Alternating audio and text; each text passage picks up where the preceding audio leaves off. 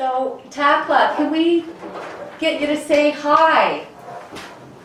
1, 2, 3, hi. Yay! Hi. Yay. Okay, and then can you press the mute button so we can't hear you now? So we'll go back and forth so because we hear everything. Awesome, thank you. Welcome to the UBC Learning Circle and a very special youth circle today, and we are so excited to see you and have you join us. And so on video conference we have Takla Lake, and I just want to get you to say hi again because I love it. Can you do it? Can you say hi again, Takla Lake? Takla Landing. Takla Landing. Wave. Yay. Oh, you're so beautiful, and we're so happy to have you here. And there will be a couple of other communities that will be joining us too. So it's so good. And welcome all of you on webinar. So this is a very exciting session and a very technological session. So I'll give you the overview of what there is to know. If you have a question, what you want to do is just wave your hand and unmute the mic when you have a question, and then we will answer. And there'll be places during this learning circle where you'll get an opportunity to answer some or to ask some questions. And those of you on webinar, of course, you can just type it in, and I'll be looking periodically for your questions, and I hope that you'll be able to ask us some, because I think there's some amazing content. So today we have Cuystwi, and this is a session called Beginning Our Wellness Journey. And we have one of the elder teachers, statesmen that we have. I call him an elder statesman, and he's my mentor. I guess that is the first time I called him a statesman. You've got that kind of impact on all of us here, and we are so lucky. Elder Jerry Ullman, and we also have sitting here Asia Youngman, and I'll get her to introduce herself. And she works with Cuystwi. She's a filmmaker and videographer and does all kinds of wonderful things. So I think she'll inspire you. And then we also have Jessica St. Jean, and she will talk to us about some of our sexual health and other issues or things that might be a little bit difficult to talk about sometimes. And she'll lead us in that discussion. And she works with Youth Co. and she does so much wonderful work. Welcome, Jessica. And we have Sam. And Sam is over here, and he is documenting our wellness journey, and he does graphic art. So all of you that like to do graffiti or write a blog or anything like that, this is the way to do it really beautifully and well. And so Sam is going to share with us here, so that's very exciting. Hi, Chika. And I forgot to welcome you. We are on Musqueam territory here, and I welcome and I want to acknowledge the unceded ancestral lands of the Musqueam people here at UBC.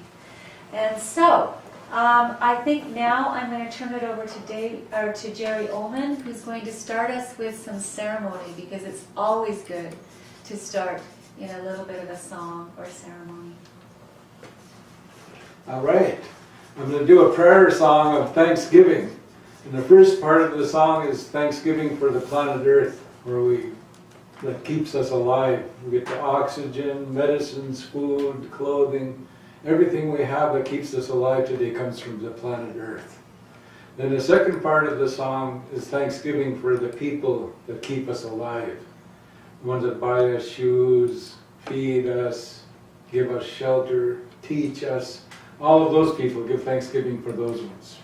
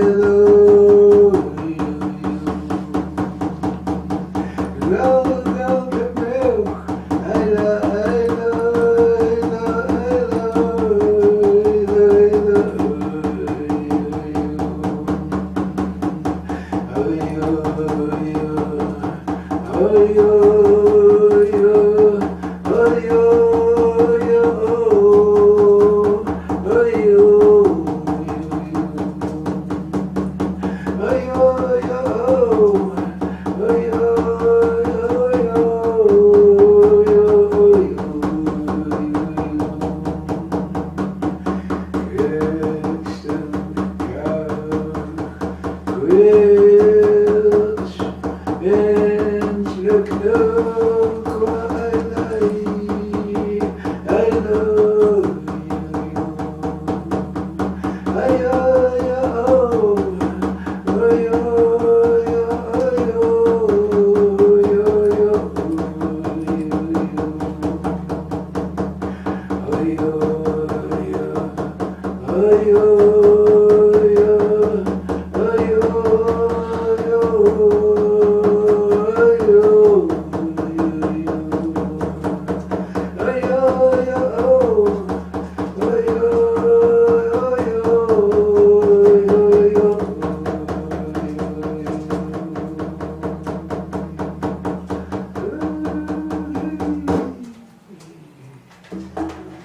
I'd like to thank Learning Circle for calling me here today in Cuystwi.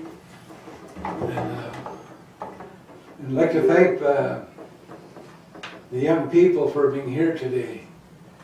I was praying for the ones that kept you alive, the ones that carried you when you were a baby, and all the ones that have helped you to be here today. Same with all the ones in the room today. I was giving thanksgiving for the ones that kept us alive. So I'm just so grateful to see you and happy to share some time with you. Thank you. Okay, so Asia, would you like to introduce yourself? And maybe we're going to watch a very quick introductory PowerPoint. And so today we're going to see a little PowerPoint. We're going to see 3 video clips, and some of them might be quite emotional. And so that will be intense, but great learning for us. And so make sure that you feel like you are supported there, if it is, and we're open to you asking questions or expressing any thoughts as we go through this. And we will make sure that we project on your screen. F and HA will help us project on your screen so that you can see us and it's not just a small thing, right? So tackle like right now, do you see a big PowerPoint up on your screen and then us as little on the screen? Is that how it's working? Do you see a big PowerPoint? Yeah. Awesome. Great. Hi, Chad. Thank you. All right, so Asia, over to you. Okay. And hopefully on video conference land, or on webinar land, we're going to send you the links to the videos, so we'll hopefully watch those at the same time. So we'll give you the links on our space, and Shauna will send you the link to our webpage, and it is on our webpage where the links for today's videos are. Thanks, Leah. My name's Asia. I'm a Cree carrier in Iroquois youth. I've been working on Cuystwi for just over 2 years now as a project coordinator. And so yeah, we're going to talk quickly a bit about the program to give you guys an idea about what it's all about. And then we'll show you a quick demo video as well. But I'm going to allow Jessica to introduce herself first before we get into Cuystwi. Hi everyone, my name is Jessica. I'm from the Guerrero Gonzalez family of the Squamish Nation. So right now, I'd really like to thank everyone for having me. And I'm very thankful to be on the shared territory of the Musqueam, Squamish, and Tsleil-Waututh, as well as thank you so much for tuning in and having me So I work for an organization called Youth Co, and we actually met Cuystwi when they were needing a bit of help with their sexual health aspect of their amazing programming. So we've been on board kind of assisting with the sexual health aspect. I run an Indigenous youth-led education program throughout BC, where Indigenous youth have a platform to talk to each other about our bodies and about sexual health. So we have a lot of fun doing that in lots of different interactive ways. If anyone's interested in hosting our workshops, feel free to get involved. So we travel all through the province, and if you guys are interested in checking us out, feel free to shoot me an email. Awesome. Okay, so let's give you guys a quick table of contents. So I'll introduce the program really quickly. Then Jerry's going to take over a bit and talk about where we come from and who we are as Indigenous people. We'll quickly go through the history of colonization in residential schools. Talk about our wellness journey, racism and bullying. We'll show you guys a few quick videos, as Leah was saying.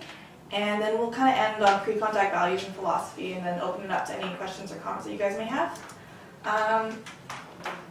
So Cuystwi is an online Indigenous youth wellness quest, and it's for youth in BC between the ages of 10 and 15. So phase 1 is for ages 10 to 12, and we discuss different topics such as identity strengthening, culture, understanding the history of colonization in residential school, where does racism come from and how can we deal with it. And then we end the quest with when youth are invited to become a young warrior. And then phase 2 is for 13 to 15-year-olds, and we kind of expand on the topics that we discussed in phase 1, and we introduce some new topics such as decolonizing our sexuality, maintaining healthy relationships, self-regulating, and controlling our emotions. So I'll show you guys a quick demo video that kind of gives you a bit of an idea about our program. You'll see some of the highlights that we've done, and you'll see glimpses of our online platform through conferences that we've attended, such as Gathering Our Voices, culture activities in communities across BC, and then you'll see a few glimpses of the video workshops that we do with communities as well. So do you have the link, Shauna, just for those on Adobe Connect? I don't at this point. So it should be on the Learning Circle webpage, right? It's on the Learning Circle web page. Okay, so if everyone goes to www on webinar, Learning Circle There it is. .ubc.ca. If you go to that link, then those of you on Adobe Connect, if you look at video 1, if you click on that link and you can watch that at the same time as Tackle and Landing is watching video and video conference. All right, Good to go? good to go. Okay.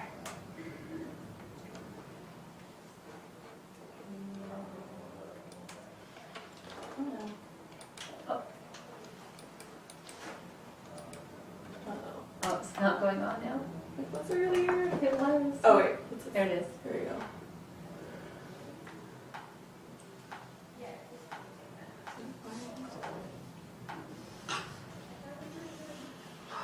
Oh dear. Yeah, not found. Sorry guys, Oh, technical one difficulties. little technical. We just tested it. I know, it was Hold working. on. Always works that way, doesn't it? It does. Um, Where'd that media go? I could probably just pull it up. Let's try. Yeah. Sorry guys, bear with me for a moment. Okay, pull it up and do it that way. Okay, yeah, I'll just pull up the videos manually. Yeah, to make sure. Okay, to make so we're watching video 1 now. So yeah, this is just a quick demo video of Cuystwi.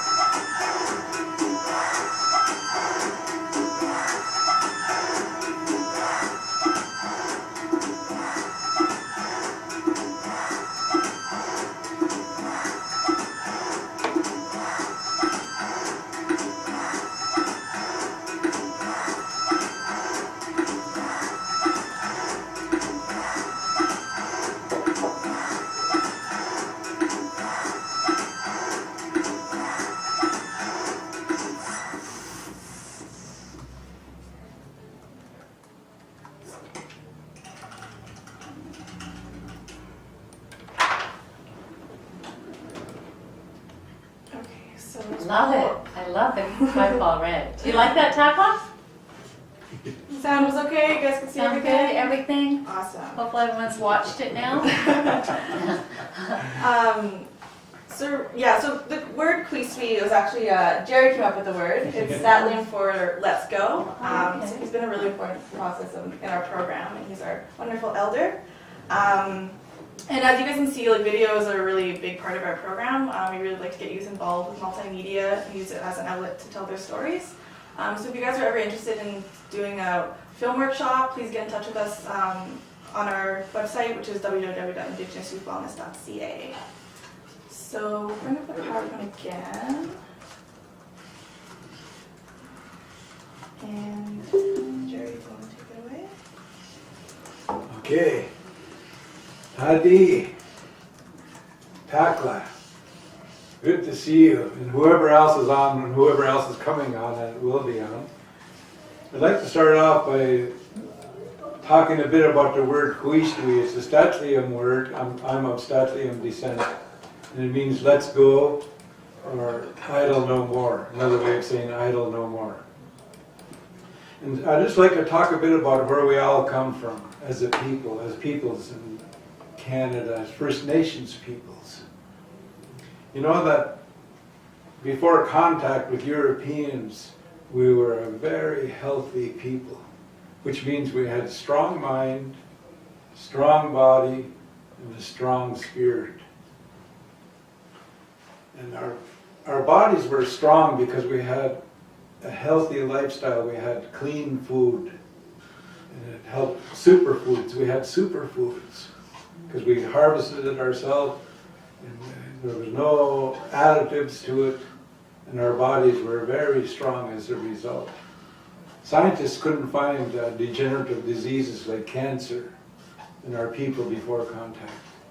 So we all come from a healthy people. We had strong minds. Our minds were very strong and clear. We could learn, we could teach. We knew how to think positive. We were taught to think positive as a people, about ourselves and about each other. And our spirits were very strong. We had an incredible will to live. It doesn't matter how cold it is outside, how hot or how much rain, or any challenge we have. Our spirits were so strong that we kept going. And that's where we all come from as a people. We had very efficient tools and equipment to use to gather our own food. I know where you're from, moose hunting was big for your people. You can imagine people in Takla hunting moose before rifles, going out onto the land. Same as down here, people going out onto the ocean to gather food from canoes they built without metal, without power machines. And you had beautiful crafts, beautiful, beautiful tools and ways of harvesting food. When we were here by ourselves, there was nothing going extinct in Canada. And the word extinct means to disappear forever. There was always plenty of salmon, moose, deer, all the foods that we need. When we were here by ourselves, there was plenty. There's a land of plenty. We also, because we were so healthy, we had many elders. Our people would live to 100 easy. In Europe, before contact, they were living to 45 years of age, and a good chance they'd be gone, the men, because of diseases and poor food and things like that. Whereas our people were very healthy. For instance, my great-grandfather, his name was Patseg, he lived to 105 years of age. And how does someone do that? By being healthy. He has a clean mind, he thinks positive all the time. All the food that he ate, he harvested himself. He hunt, he fish, he grow his own food. So he was very healthy. We lived in harmony with the earth and with each other. And to do that, we were taught to be positive. When you're positive, you have a big circle of friends. When all the words you say to yourself and to each other are positive words, you're going to have a big circle of friends. As soon as you start using the bad part of colonizing language, like swearing at each other, your circle shrinks. You have a small circle of friends. So our people had a way of life that led us to be a very healthy people. So when I say Cuystwi, I say let's go live like that again. Take care of our body, our mind, and our spirit. Let's be strong that way again, by teaching the children, by being role models. Even when I look at you, the Takla people, because those are the only ones I can see, there are people, young people, going to follow you, for instance. Your young cousins, your young sisters and brothers, nephews and nieces. They will follow you just like you follow other people. Like I was lucky I could follow some of my elders. And for instance, they taught me how to sit down. They say, sit like an eagle. So I'm sitting straight all the time. Otherwise my body will be crooked, they told me. If I sit crooked, when you grow old, that's how your body's going to be. So now they teach us to sit like an eagle before. And I see some of you sitting like an eagle now. You look good when you sit like that. And I encourage you to do that for the rest of your life.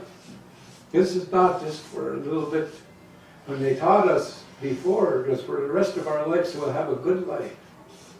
And I believe that's the best part of our life, is we are taught to be good to ourselves and to everyone. And help everyone. They had a saying at home that said, Cuystwi, let's go, and make sure no one's left behind. We always help each other. So that's a kind of people that we all come from. You come from too. Just like the people on the coast or on the plateau and the mountains, we all come from the same kind of people that we're thinking the same. We only take what we need. We're generous. We're kind. That's the people we come from. So I'd like to thank you for being here today, being with us today, so I can share some words with you. And the ones here are going to share words with you too. And the word student in English means a consistent observer. That means one that watch and listen when the elder or the teacher is speaking to you. You watch and listen. And you learn to do that, you're going to be a good student. You're going to find out why you're here on earth, what you're meant to do. You're going to learn skills. So I just want to thank you for being here again, and we have a lot to show you and a lot to share with you, so we're going to move on from here. So we have another video, right? Yeah, it's coming up. So if we want to go into... Oh, colonization. Yes. Okay, I'm going to talk a bit more about colonization. This is something that none of us, we all went through it. Every one of our families and all across Canada, all the First Nations people were hit by this word called colonization. It simply means that someone came and took over. That's what colonization means. They set up a colony. They had a place. They come here and they set up a colony so they can take over. It was driven by the love of power. People, or another word of saying it is greed. They want everything our people have. All the animals, trees, precious metals like gold, everything that's around us, they want it. Who did they want it for? For the royals in Europe, for the King and Queen of England, of Spain, of France. They want what we have. And it was something that, that started, it hurt our people. Because at first we helped the people that come here. Where I'm from, in 1801, Simon Fraser come to where I'm from. And my people fed him, gave him medicine, showed him how to go down the Fraser River. So we treated them good when they first come here. Then by 1864, there was a gold rush in Lillooet, BC. And all of a sudden we have thousands of gold panners, people looking for gold in our territory. So this colonization started because they were greedy. They want what we have. And they come in and they take over. How come they take over? How could they do this? Because our people were hit by smallpox. And they say up to 80% of our people died just from a disease. So they could take over easily, and they did. Once they took over, they started two things that really hurt us as a people. One is a reservation. It means they put us in a small piece of land. Just like Takla. I've been to Takla. I've been up there 2 or 3 times. And they make you a small reserve. Just like where I'm from, the Squamish people, Musqueam, they put us in a small piece of land called reservation. So they could take the resources from all around the land. So they put us in a reservation. The second thing they start is residential school.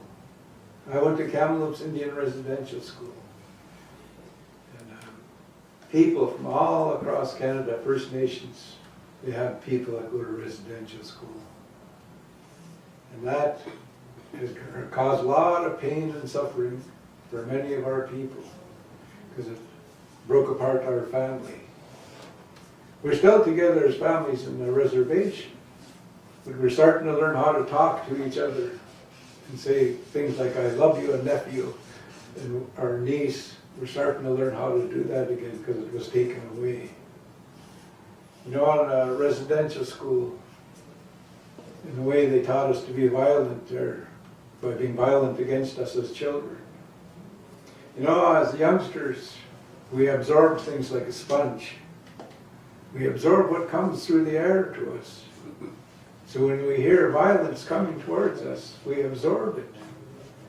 Then we let it loose later on. And that happened to so many residential school survivors. They went home and they become violent when they get older, like adults. And that's what happened. It's a reason, but it's not an excuse. We shouldn't be hurting children. No one should do that. So the children at the residential school were hurt. And when they became adults, because they didn't get help, they hurt some of their children. So that's an experience we all went through. Everybody, right across Canada, every First Nation was affected by the residential school experience. So that was, those two words, residential school and reservation, has caused us some problems. There's also good things in there. And I don't want you to think it's all bad at the residential school. When I say something good about the residential school, I had friends from all over now, all over BC that went to Kamloops Indian Residential School and other residential schools because we visited each other. In the reservation, you know, we can keep some of our way of life. How to tan moose hide, how to dry meat, how to hunt, how to do all of those things. We can still keep that on our reservation. Did you want to get into racism too? Maybe after, yeah. Okay, so that's about colonization. It's something that we've all gone through. And my favorite word now is to decolonize.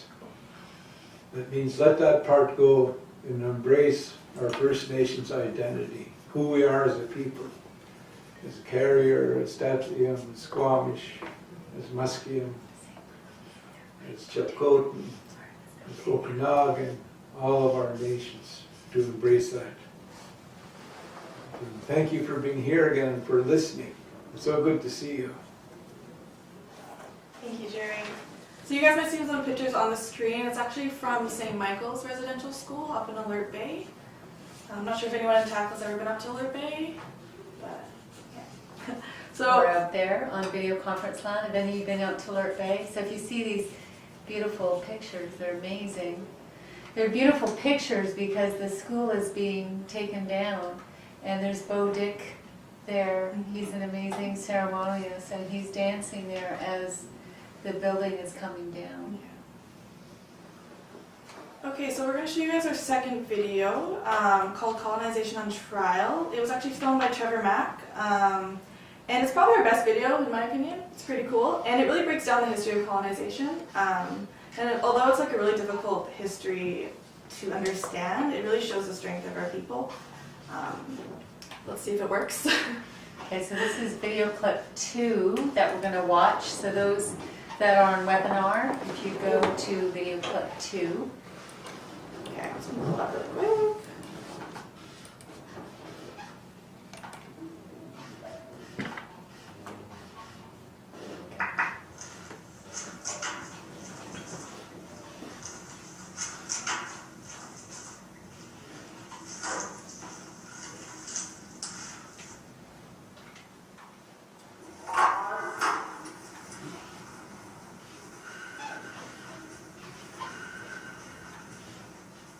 Please be seated.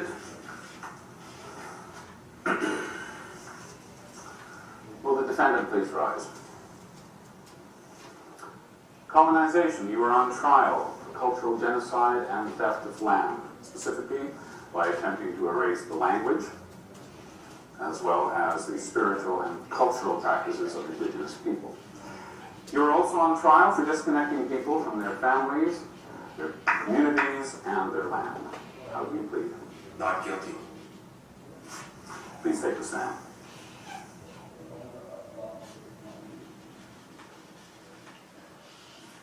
Put your left hand on the Bible and raise your right hand, please. Do you swear to tell the truth? I do. Prosecution, you may present your case. Thank you, Your Honor.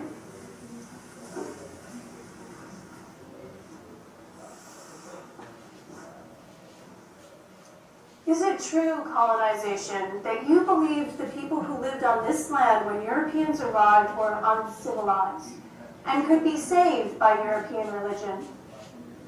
Well, I feel that when Europeans arrived, they brought thousands of years of civilization that had worked well for generations in Europe.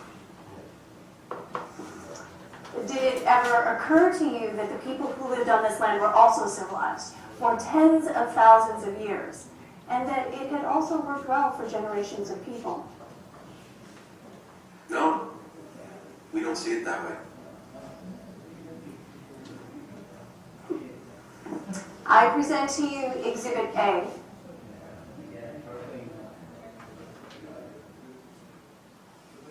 Do you know what these items were and are used for? Of course.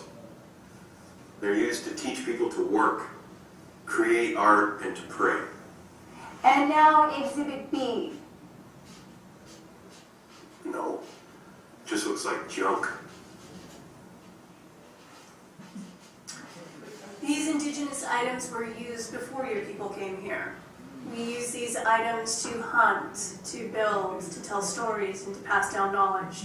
This shows that the indigenous people had well-established systems in place before the Europeans arrived, tools for working and ways of learning. This also shows that the indigenous people had their own spirituality. Just because it was different doesn't mean that it's of any less value.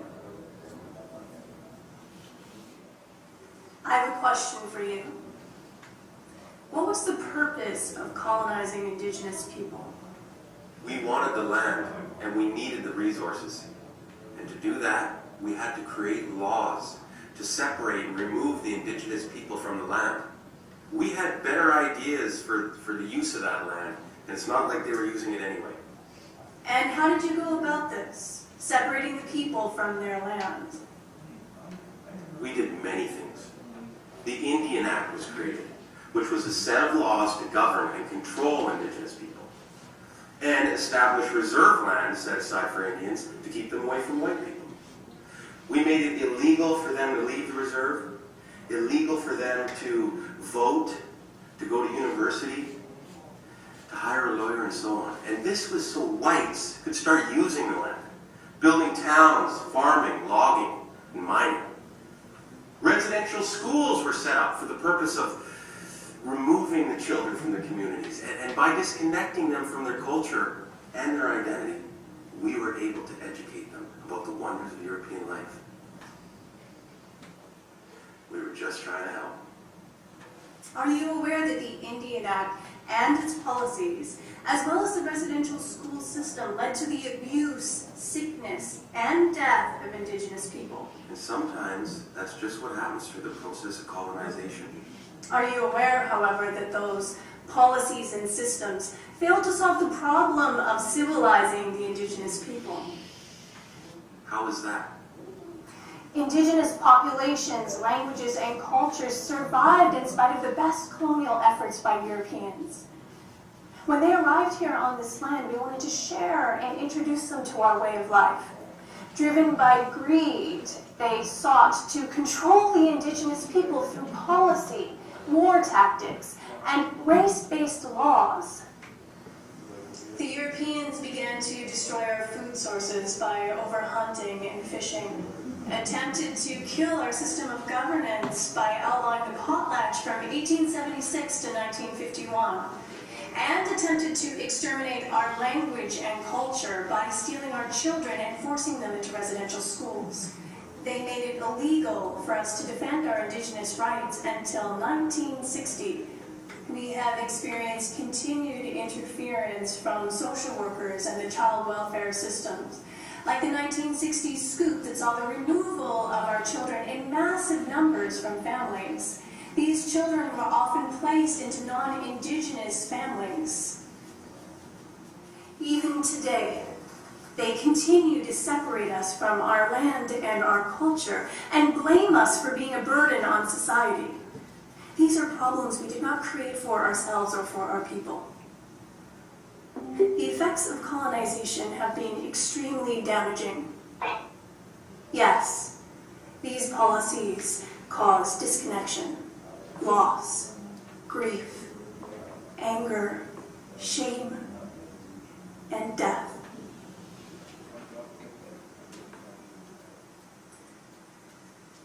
But they are met with a resistance, and a strength, and a resilience. Indigenous people have survived.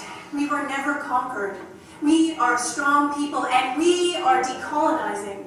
The Indigenous youth of today are an example of that. They are taking control of their own destiny by recognizing the truth of the past and the present. They are reconnecting with our history, their families, and their culture. No more questions, Your Honor. I believe I made the case for a guilty verdict. The session is now adjourned. All rise.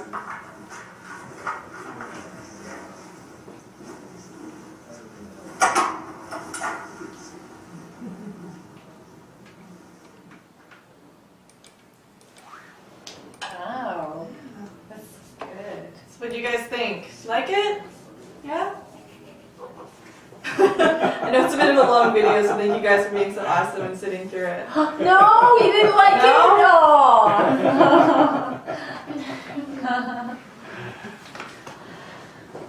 Okay, what's your time? We're at 10 to 2. Okay. All right, so we're about halfway. All right, any thoughts or questions before we move on to the next component of this?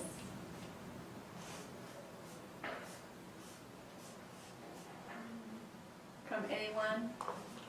We've got a couple people that are online, but no questions yet. Nothing from Takla, no questions that come to your mind. Have you seen this before?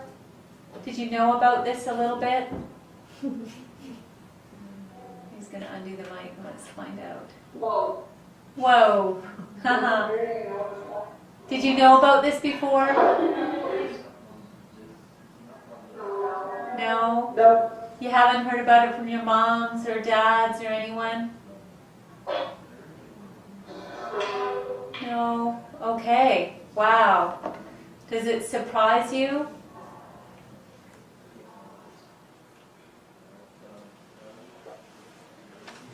Do you think, what do you think?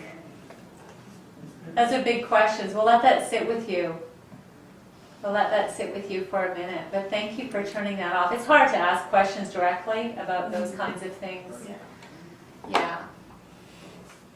We got Lena to say that it was an informative and awesome video. Yeah, and Trevor Mack, he's really cool. He came on a learning circle a number of years ago, so he must be in his early 20s now. Yeah. But he was just like, honestly, I think 17 or something at the time when he started doing that. Now he's gone to bigger things, hasn't Yeah, he? he's like in film festivals. He's in film festivals and everything, Yeah. so that's pretty cool. I don't know if you've ever wanted to make a film, but it's pretty neat. Yeah. Yeah. Okay, guys, we're gonna move along. Please let us know if you have any questions, and we'll do a check-in at the end of the workshop as well. See how you guys are doing. Jerry, would you want to?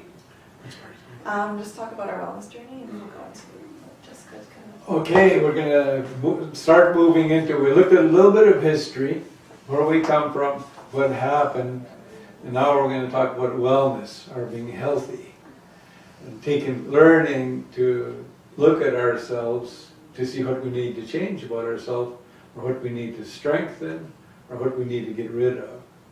You know, wellness, starts with us looking at ourselves, and also helping each other to be healthy.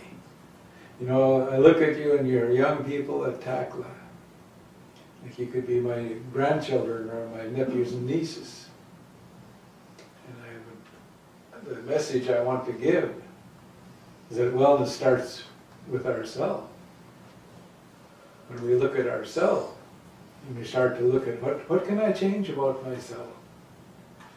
Like, should I go for a walk 10 minutes every day out into the forest and back? If you do that, that will help with your wellness. Wellness is about, first off, like our body, what can we do to help our body to be strong? And asking ourselves also, why do we want to be strong in our body? And a simple answer, so we can enjoy life, so we can enjoy outings. We have a lot of energy to be involved with school or social activities or doing sports or recreation or hobbies. So we take care of our body. And one way we do that is be careful what we put in our body. Too much salt and sugar is hurting our people. Also white flour. You see, it's really hard on our pancreas in our body. We have so many people today with diabetes. And some people call it the sugar disease.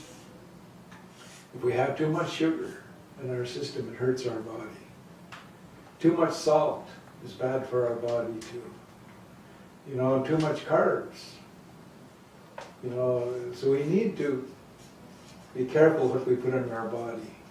And then the second part of our body is what we do with our body. We exercise, keep it clean, go to different kinds of healing, like doctors or whatever, if there's something wrong with our body, to start to take care of it. It's just like I told you, when you sit like the eagle, you're taking care of your body. Because when you get old, we all get old. If we want to enjoy life as an elder, we take care of our body when we're young. My uncles were always telling me that. When it's cold, you dress up warm. You used to want to look tough and go outside just a t-shirt on and a light jacket, and they would tell me, no, you dress warm. You don't want to have arthritis when you get old. I don't know if that would cause arthritis, but I listened to them. I'm glad I listened to them. I don't have arthritis today. So taking care of my body. And the other part of wellness is how you think. I really want to encourage you to think positive about yourself, about each other. Think positive and you'll act positive. We act the way we think. So you start to think positive. Don't be calling yourself a loser or each other a loser, because that hurts people and hurt yourself too. So your mind is important, so you be careful how you think about yourself and about other people. Do your best to be positive. At all times, be positive.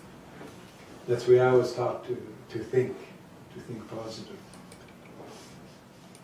And the wellness of your spirit, the spirit that holds your body together now and allows you to live. They say the best medicine for our spirit is to help others, to be kind to others. When you help elders, you help children, you help other people when they're struggling, your spirit will get strong. You learn how to be generous. They say the generosity, if you help someone, it goes in the circle and comes back to you. So anytime that you're generous with your time, doesn't mean all about money. It's helping people, being encouraging people, being positive, that will help your spirit. Our people knew well about spirit. That's why we could live to such a strong, powerful age when we lived our way. So I'm encouraging you to think about wellness and how it begins with you, but also that you can help other people, like your friends, on their wellness journey. If you all went for a walk every day with your friends, just walking is a good exercise. If you run a little bit, that's even a little bit better, but walking is good too. Snowshoeing, cross-country skiing, whatever it is, go out and be active. Get fresh air, move your body. It's a true saying when they say if you don't use it, you'll lose it. So use your body when you're young the way you are. You're not even at your prime yet. Prime means when you're going to be strongest and fastest in your life. I guess the other part I'll say about wellness is don't compare yourself to others. If you do that, you'll be miserable. Just do your best. Put it in your mind, I'm here to do my best. Whatever you're doing, being a student, playing sports, doing traditional things like making moccasins or whatever you're doing, just do your best. Just like if you do your best to be a child in the family, or a brother or a sister, or an auntie or an uncle, or a friend, always do your best. So good to see you, and to know that you come here today to listen to us. And we want you, the whole reason we're doing this is because we want you to have a wellness journey. That means to enjoy your life, to find your gift or your gifts and to use them. When you do that, your journey's going to be good. You're going to go a long way. You're going to see wonderful things, hear wonderful things, taste wonderful food, develop wonderful friendship with others when you live a wellness kind of lifestyle. As soon as we go to the dark road or the bad way, our body starts to hurt, our mind, our spirit. So I really want to encourage you to, when you leave here, to think about this wellness and ask yourself, what can I do about my wellness in Takla or wherever you are? What can I do to make sure I have a wellness journey? How can I help my friends? You encourage each other. Say, let's go for a walk today on the weekend or something. Let's go hiking. Let's go out onto the land where our people come from. If you do those kinds of things, your wellness is going to get stronger every day.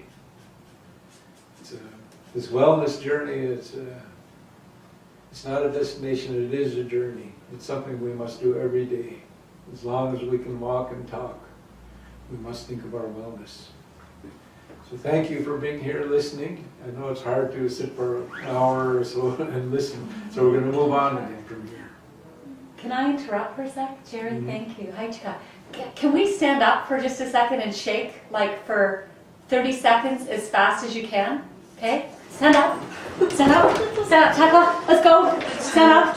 1, 2, 3. Shake. Shake. Shake. Shake. Shake. Shake. Shake. Shake. And jump. Jump. Jump. Jump. Jump. Jump. Can you jump? Jump. Jump. Jump. Jump. Jump. You gotta shake. Shake. Shake. Shake. Shake. Wiggle your hands. Wiggle your bum. Shake. Shake. Shake. Shake. Shake. All right. Okay. Let's go to the next one. That's a good idea. Yeah. Okay. Let's go. Sometimes you gotta do that. Thank you. All right. So, Asia, did you want me to speak to these things? Love that. Yeah. So up on our board, I know Jerry mentioned a few things, but we also have consent and sexual abuse, which I can speak a little bit to. So, like I said, I work for an organization called YouthCo, and everyone that we work with and that works at YouthCo is under 30, and the reason why we do that is because We are an HIV and sexual health organization. So when we talk about these things, we sometimes have to talk about sex, and we sometimes have to talk about drugs. So maybe I'll get everyone in Takla, maybe put up your hand if sometimes talking about sex or drugs is awkward with your parents. So is talking about sex awkward with your parents? Put up your hand. Yeah, so most of us can agree that these are pretty awkward conversations to have, especially with people who are older than us, and especially our parents. Like, who are we kidding? Totally. The reason why we exist is because when we're coming of age and we're coming into our sexuality and maybe becoming sexually active or thinking about becoming sexually active, it's, even though this stuff is really awkward to talk about, we still have to talk about it because there's some safety precautions and things we have to talk about so that we can express our sexuality if that's what we want to do, but to be able to express that in a safer way. So just like Jerry was talking about in residential schools, how a lot of people experience violence and therefore acted out in violent ways, that's something we're dealing with through all generations, including our generation, which is violence. But another one, which we're also dealing with, which is an effect of residential school, is sexual abuse. So in residential schools, unfortunately, a lot of people experience sexual abuse, and this mistreatment of each other and of our people has continued into our communities to this day. So we talk about this kind of in a gentle way, knowing that lots of us have experienced sexual abuse ourselves. It's not something that's fun to go through, but it's still important to be able to talk about it. So there's two important things to kind of think about if that's something that we're experiencing. The first is that it's never our fault if we've had this experience. So the reason why we talk about it is because it is so common. So that if it's something that's happened to us, it's nothing to be ashamed of. It's really, the second thing that's really important to remember about it is that if we have experienced sexual assault, that we need to take some time for ourselves to heal, in whatever way that looks like for us. So we're all so different in our healing journey. For some of us, that might mean seeking out counseling services, whether that's over the phone. I know there's provincial phone numbers we can call, or whether there's a counselor available in our communities. Sometimes it's something like just being able to tell our friends and openly talk through that. Sometimes there's different ceremony and spiritual healing that we can access in our communities. There's all sorts of different ways to access that healing, and it's so individual. So we talk a lot about consent because just like every youth has the right to say no to sex, we also have the right to say yes to sex, right? So we are coming of age and coming into our sexuality, and we should have the right to do with our body what we please. And that includes practicing conversations about getting and receiving consent from our partners. So consent, put up your hand if you've heard the word consent yet. Like sometimes we hear it in like sex ed or something, if we had sex ed. Has anyone heard the word consent? So consent means to get or to give permission. So for sex, what we want, because I know we hear like no means no a lot, but actually what we want, and this is the legal definition as well, is an enthusiastic yes. So we want to know that everyone is down and that everyone feels comfortable with participating in sex. So we say sex is sexier when everyone's excited and everyone's having a good time. So I'll give you two examples of what a yes could look like. So say someone asked to borrow my pen, and I like only have one pen, and I'm like kind of looking down at my hands, and I feel kind of pressured, and I kind of want my pen still, but I kind of like give it up. I'm like, okay, I guess so, and hand it over, and I'm kind of like looking down and look uncomfortable.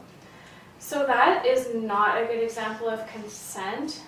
When someone feels pressured to say yes, maybe they aren't ready. So what we want is an enthusiastic yes. So we want to know like, hey, I'm really excited to have sex. Are you down? And the other person was like, yeah, that sounds like a really awesome idea. So you want like an enthusiastic yes. So when we know that everyone is having a fun time, we know that we aren't crossing anyone's boundaries, and no one might be experiencing what they might later look back on and see as sexual abuse. So we also have something up there around prevention. So, you know, when we're young and we're talking about sexuality and we're talking about maybe drug or alcohol use, none of us are perfect. Just like I think Jerry was saying, it really is a learning process. So there's some things we can think about when we're starting to kind of get used to talking about healthy relationships, kind of getting used to thinking about taking care of our wellness in regards to our sexuality. Prevention. So there's some things we can think about to make our sex lives a bit more safe or a bit more fun, or even if we're experimenting with drugs and alcohol, there's a way to make those things safer if that's what we're doing. So I just thought I'd give a list of things we can do to make this stuff safer. The first is practicing communication. So these can be really awkward conversations to have when we're young, like asking for consent and talking about our bodies and talking about sexuality can be really awkward at first. So practicing our communication. So an example could be asking our partner if they have ever been sexually active before, or asking them if they've gone to the doctor to get testing for STIs. So that's a way to do prevention. Another example of prevention is learning about condoms and keeping them on us if we think we might be going out on the town and getting lucky. So if we're going out on a Friday night and we think we might, you know, we see like a cute guy or a cute girl, throwing some condoms in our backpack or our purse is a great way to do prevention, so planning ahead. Some other ways are like learning about our birth control options. So if we want to be on a birth control, like taking the pill, we can talk to our nurse about thinking about that in advance before we become sexually active. A really important prevention tool as well is using moderation when it comes to drug or alcohol use. So moderation means that we are paying attention to how much drugs or alcohol we're using. We've been having a lot of conversations about this as Indigenous youth. There's a lot of pretty unhealthy behaviors that are modeled to us as young people around drug and alcohol use. For example, it's quite common for people to drink quite a bit when they're out partying or do quite a bit of drugs. So an example of moderation for drug and alcohol use is like having a bit and then kind of seeing how it affects our body and then maybe trying a bit more if that's what we're choosing to do. So there are like a lot of examples when it comes time to kind of talk about conversations around our sexuality and relationships and also prevention.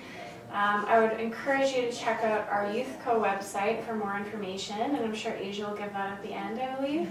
And like I said, feel free, that's just kind of a little tiny example of what we talk about in our workshops. Feel free to check us out and book workshops around sexual health and healthy relationships if you'd like. Thank you. Can I just say, she covered that well, right? It's an awkward, kind of uncomfortable topic here. I'm sitting with everybody in this space and we're talking about this, but some of it's coming in and it's good, because even as adults, I find it hard sometimes to talk about. It's so amazing how hard these things can be to talk about. So it is about practicing. Even someone that is old as me needs to practice these kinds of things. Yeah. Yeah, it's a lifetime of learning. Lifetime of learning. Lifetime of learning. In fact, I think my daughter's your age, she's 12 years old, and I think she teaches me bravery in talking about these things. So maybe you'll teach your parents bravery on these things. You'll bring it up before they even think about talking about it with you. Yeah, thank you for opening up the discussion, Jessica. It's important for us to talk about these things, even though they can be kind of awkward, and you're like, they're probably thinking like, well, why are we talking about this? But we really want to remove the taboo around sex and sexuality, and part of this taboo is because of colonization, so it's kind of how all these topics are interconnected. So we're going to move along to racism and bullying. We have one more video to show you guys. So as you can see in these photos, these are actually stills from some of our videos, where it shows a few scenarios of Indigenous youth facing racism and bullying. And did you want to... Should we show the video first? Yeah. And then, okay, so we're going to show you guys a quick video. It's called Warriors, and it's basically an acronym for Indigenous youth to use as a tool when they're forced to deal with a racist situation. This film was also done with Trevor Mack and our very talented actor, Taryn Kootenay, and he's been in a lot of our videos. So I'll have to pull it up again for this one. I just lost. I know. No, I think. Yeah. Please be prepared. Alright, so this is just a short video to show you guys.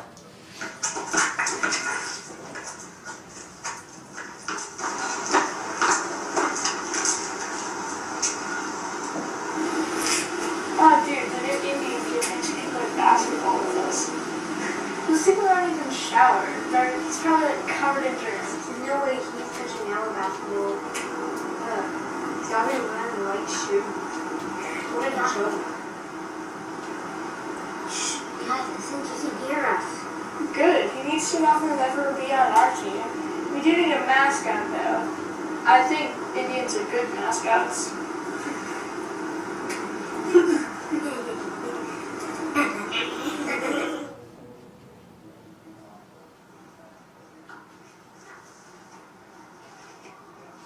Have you ever seen this happen?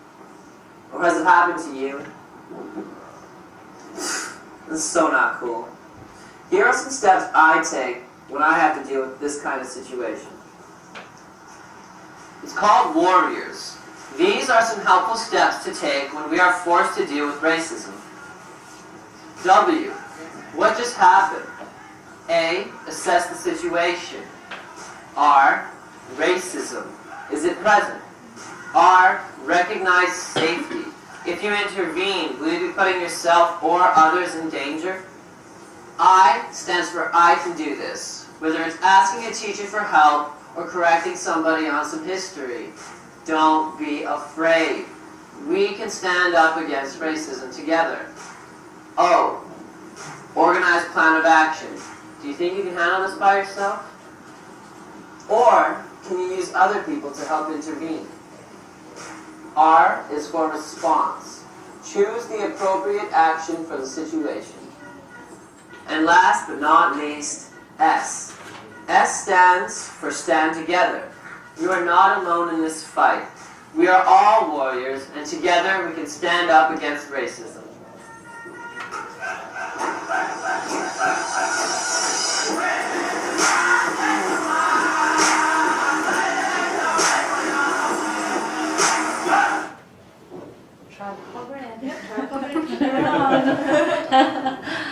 So did you guys like that video?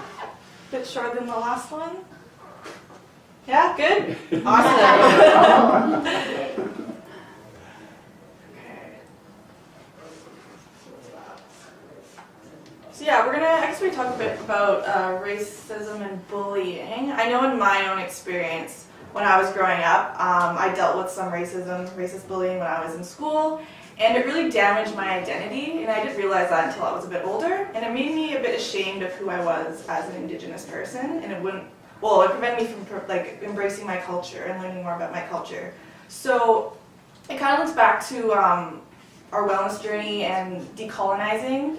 You know, decolonizing isn't something that you can just pick a day on the calendar and say, hey, I want to be decolonized by this day. It's a lifelong journey, and it's a lifelong wellness journey, basically. So yeah, really learning more about colonization, our history as a people really helped strengthen my identity and made me proud to be an Indigenous person, and it's kind of helped me learn more about my culture and who I am.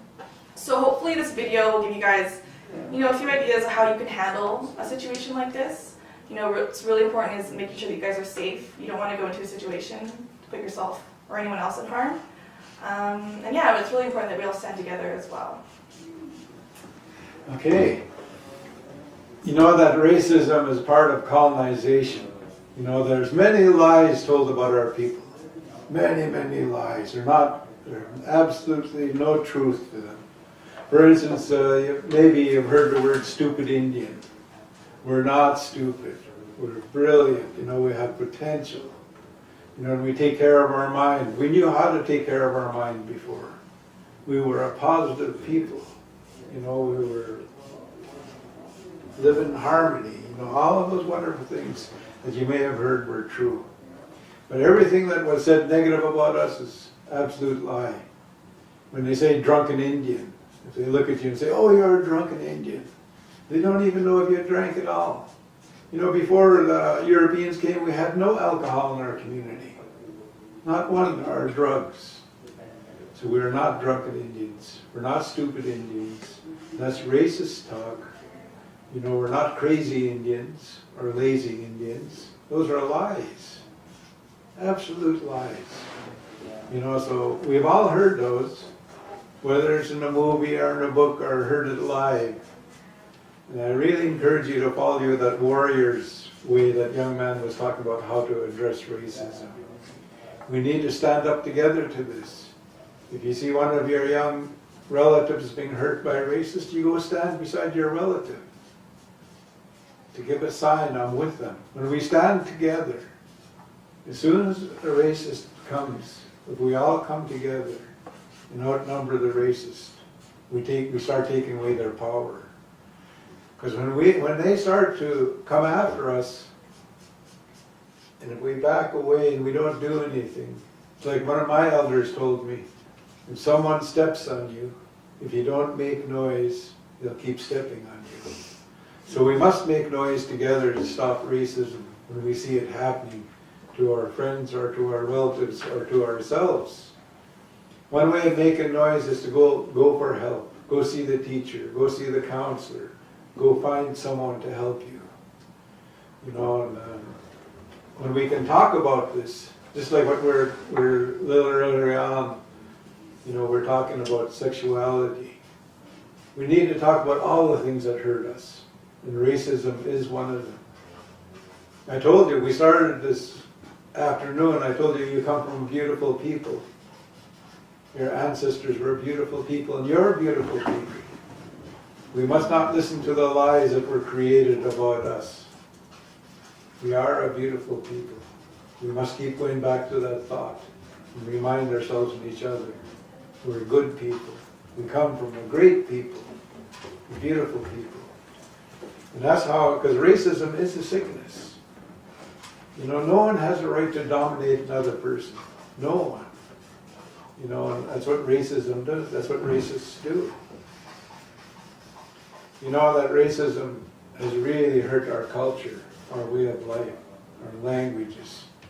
At first they were saying that our language is a devil's language. We use the devil's tools. And they weren't. Everything we used was meant to help us and help each other, help our community, help our families. And that's where we come as a people. And we have beautiful traditions.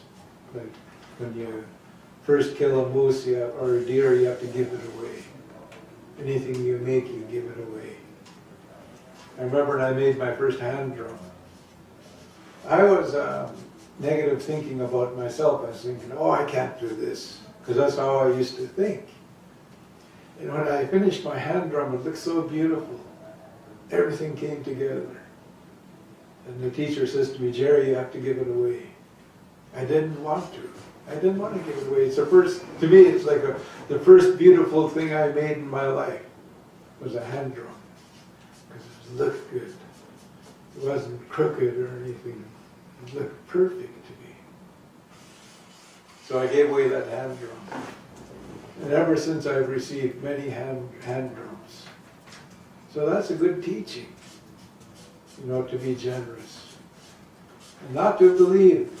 Don't believe when people negative talk you that you're a stupid Indian. or you're lazy or crazy or drunken.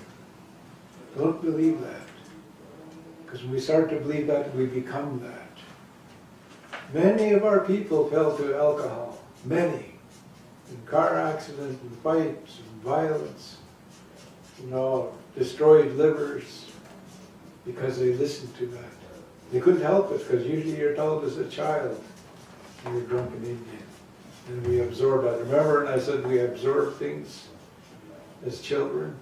Well, we do. So I want you today to absorb that we come from beautiful people, and we're beautiful people. And that we're not what the racist says. Absolutely not. Just want to thank you for being here again this afternoon and coming to listen and to learn. Thank you. Okay, so I think we're going to move along to our last slide. We have about 10 minutes left. Yeah, 10 minutes and Okay. time for questions, maybe Yeah. 5 minutes or so, depending on how long or how many questions people have online. We've heard from one community member that's saying that this is really important and topical, so we want to let people know that there are going to be some further youth circles so that we can talk about some of these issues in depth, as well as if you are working in a community and would like some support, please email us and we will connect you with as many resources as we can to support you in your work around youth. So I think we're just going to end on talking about some pre-contact values and philosophy. And then we'll open it up to questions. Okay. One of our philosophy, the word philosophy means guiding thought. And, I've heard so many wonderful guiding thoughts from elders. Telling us how to think. That's what a guiding thought is.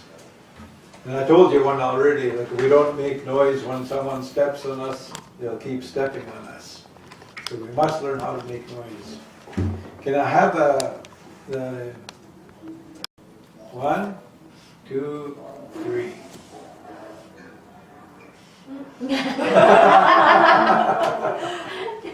Somebody turn on the sound on your system. Turn on the sound. It's on already. It's on? It's on, Okay. you're on. Okay, when I count to 3, I want to hear you say, Jerry, I have a voice. Okay, 1, 2, 3. Jerry. There you go. Let's try it again. 1, 2, 3. Jerry, I have a voice. All right. So that's one of our teachings. Another one is be careful and sincere with the words you use when you're talking to your family and your loved ones. And the way they told me in Squamish, an elder told me, in 1993, or 93 or 95, he says, your words are like a bullet leaving the end of a gun. Your words will actually go into the person and hurt them. So you have to be careful when you're talking to your loved ones. Don't holler at them and rage and swear at them because you shorten their life. That's another elder told me that. So those statements they told us were telling us how to live a good life. So we'll be okay. We'll have a big circle of friends. So our thoughts on how to live and how to talk to each other, we had those. One of the elders told me when I first started in a dance society, he says, every day now you say to yourself, each day I get stronger.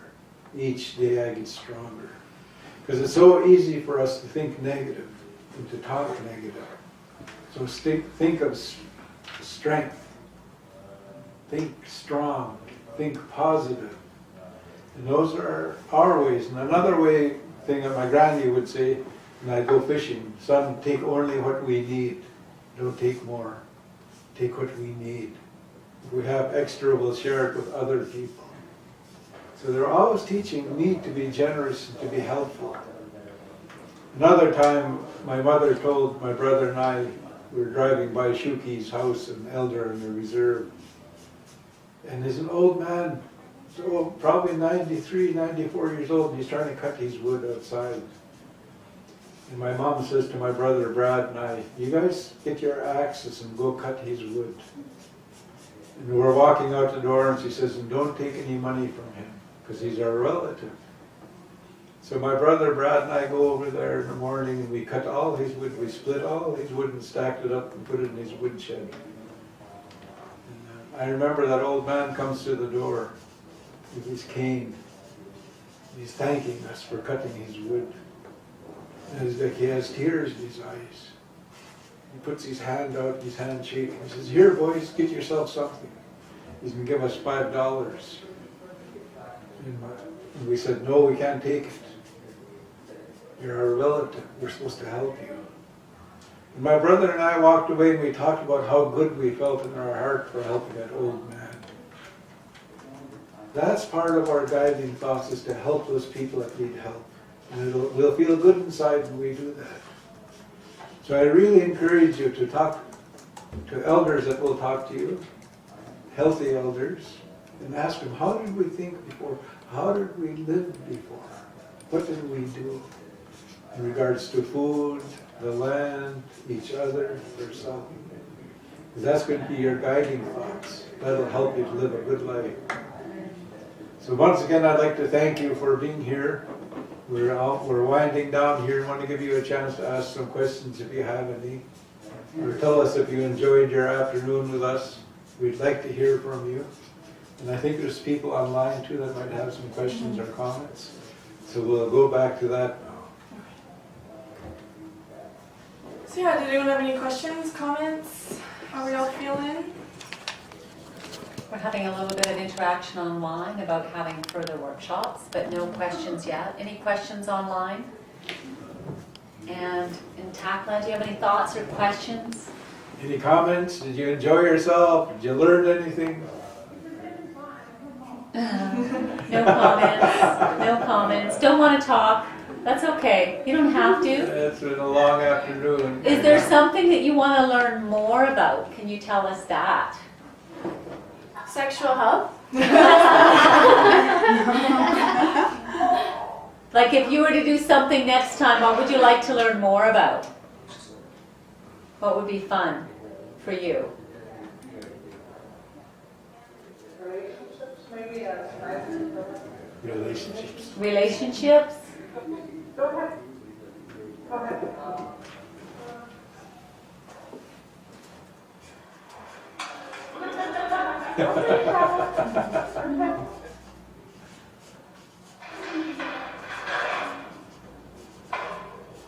You want to stay further in the ribbon? No. No.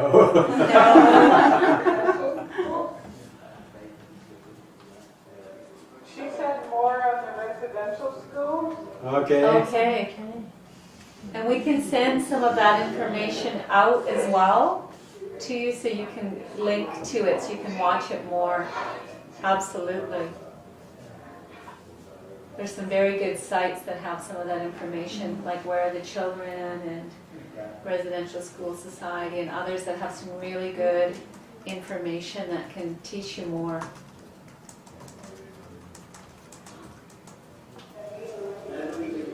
That would be awesome because we have a high number here that did go to residential schools.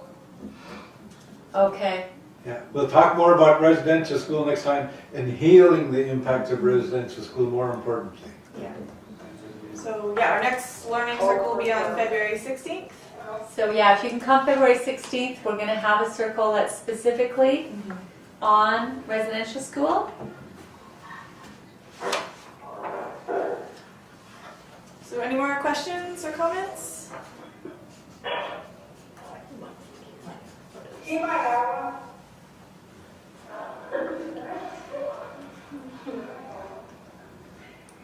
I would for them to come for that workshop, remember?